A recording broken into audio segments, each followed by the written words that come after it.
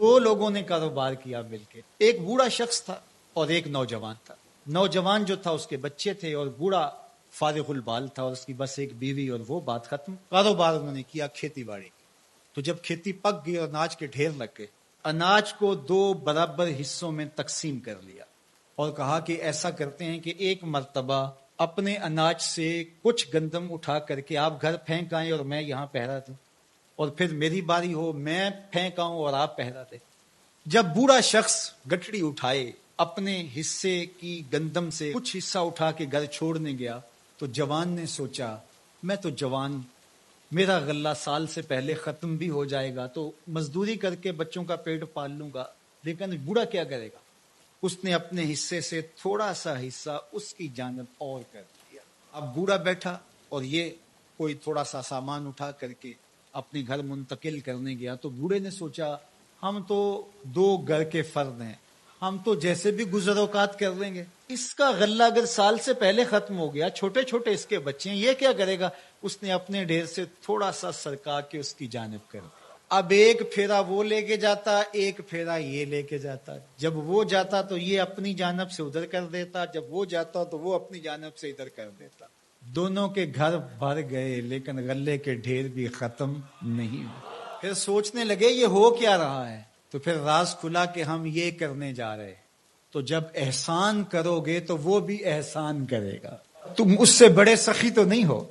लेकिन आज क्या होता है, आज अगर दो इकट्ठे मिलके कारोबार कर लें तो बाबा जाएगा तो जवान उधर से कर लेगा, और जवान जाएगा तो बाबा जी कहेंगे थोड़ा सा मैं इधर से कर लूं, तो दोनों के घर भी खाली रहेंगे और गले के ढेर भी जल्दी चुटकी में खत्म हो जाएंगे। हज़रत अबू हुरैरा रज़ियल्लाहु ताला अन्हु फरमाते हैं, मुझे एक दिन भूख इतनी लगी कि मेरी कमर सीधी नहीं हो रही थी और मेरे लिए मुश्किल था कि मैं नमाज भी पढ़ सकूं।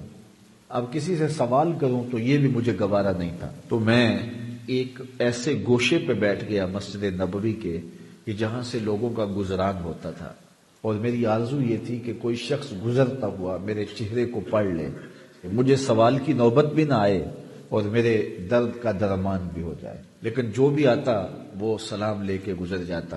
खैर हजरत अबू बकर रज़ियल्लाहु ताला अन्हु आए, मैंने उनसे कोई आयत कुरानी के बारे में सवाल किया, लेकिन वो भी जल्दी में थे, उन्होंने मुझे आयत बताई और आगे चले गए। फिर हजरत उमर रज़ियल्लाहु ताला अन्हु आए, मैंने उनसे कोई शरई मसला पूछ लिया, लेकिन शायद वो भी जल्दी में थे, उन्होंने भी मसला बताया और आगे चले गए और असल मसले तक न पहुंच पाए। अब मैं परेशान था कि अब क्या करूं। तो एक जानब से रोशनी उठी, हुजूर तशरीफ ले आए। तो हुजूर ने मुझे देखा तो मुस्करा के बोले, अबू हुरैरा भूख लगी हुई है। मैंने कहा जी हुजूर भूख लगी है, आओ मेरे साथ आ जाओ। घर ले गए, अहले खाना को आवाज दी कुछ खाने के लिए है। उन्होंने कहा जी दूध का एक प्याला है। तो हुजूर ने फरमाया अबू हुरैरा, कहा वो जो सुफा के चबूतरे पे बैठे हैं ना, जाओ उनको भी ले आओ। कहते मैं चला गया, लेकिन दिल में यह था कि दूध का एक प्याला है, और वो लोग थे 70 के करीब जो उस वक्त सुफा पे बैठे हुए थे। मैं उनको बुला लाया, हुजूर ने मेरे हाथ में प्याला दिया और कहा दाएं से शुरू हो जाओ।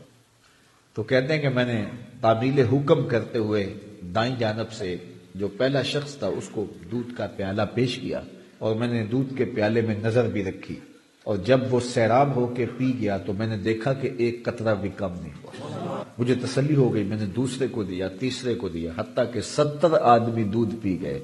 लेकिन लगता था रब ने उस दूध के प्याले का ताल्लुक कौसर की नहर से जोड़ दिया। फिर हुजूर ने मुझे फरमाया अबू हुरैरा कौन बाकी। मैंने कहा हुजूर एक आप बाकी एक मैं बाकी। हुजूर ने फरमाया तुम पियो। मैंने पिया और सैराब होके पिया। फरमाया और पियो, मैंने और पिया। फरमाया और पियो। मैंने कहा मुझे उस रब की कसम है जिसने आपको हक के साथ मबूस किया है, मेरे में एक कतरे की गुंजाइश भी नहीं। तो हुजूर ने मेरे हाथ से प्याला लिया और खुद नोशे जां करते हुए फरमाया कि कौम का साकी आखिर में पीता। तो दूध का एक प्याला 72 लोगों के लिए काफी हो गया।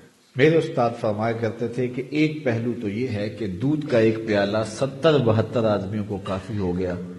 दूसरा पहलू ये कभी ना भूलिएगा कि दो जहां का सरदार है, 71 आदमियों का जूटा ले रहा है।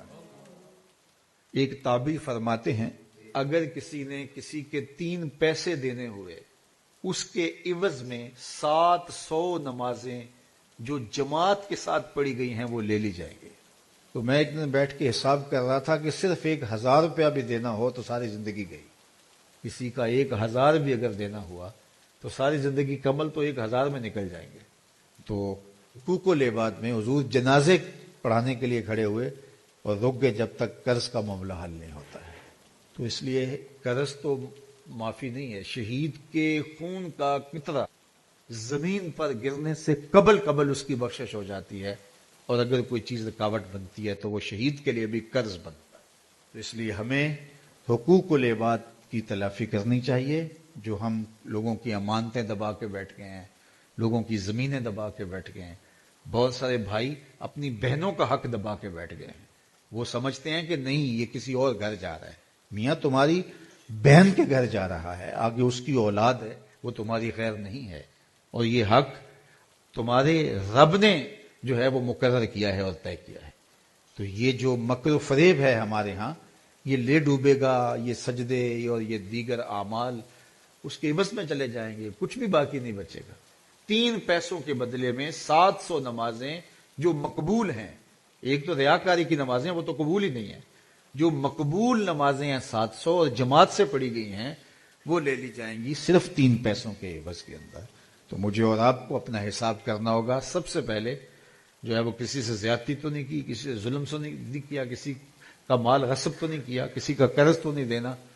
تو موت کی تیاری یہ ہے کہ اپنے آپ کو بالکل اس طرح رکھا جائے کہ آج ہم چلے جائیں تو ہمارے ذمہ کچھ نہ ہو.